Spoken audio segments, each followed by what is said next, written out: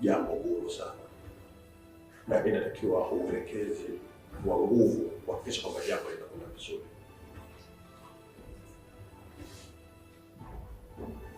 Mtoto wangu ametekwa mikononi mwa mke wangu. Kwa hiyo ninachowaomba, nataka uhakikishe kwamba leo ndani ya masaa 12 mtoto wangu anapatikana. Ndio mkuu. Ushirikiane na wenzio vizuri, sio jambo la mzaha. Wanaofanya hili jambo ni watu ambao wanajua kazi na wanaelewa kazi, na ndio maana wanaweza kufanya kazi. Kwa hiyo ninachokiomba, ifanyike kazi na inatakiwa kufanyika. Ndio mkuu. Na kuna namba ambayo inanisumbua.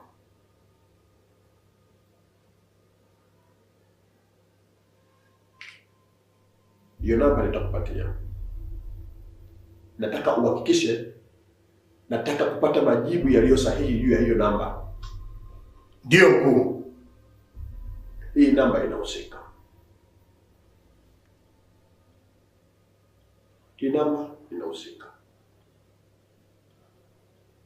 Nawaomba mnielewe. Kazi mnayokwenda kufanya sio kazi ya kitoto, ni kazi ya kiutu uzima. Kwa hiyo naomba upange jeshi lenye uhakika kwenda kuifanya kazi kwa masaa ambayo mimi nilikwambia. Nataka jibu ndani ya masaa 12. Na mtaka mwanangu akiwa hai. Ndio mkuu. Umeelewana? Hiyo namba mtapatia. Unaweza kwenda.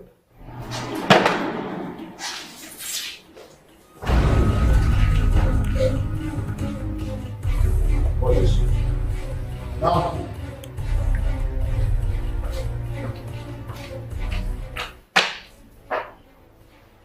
Hili swala sio la kitoto. Sawa sana. Nataka uwe makini sana.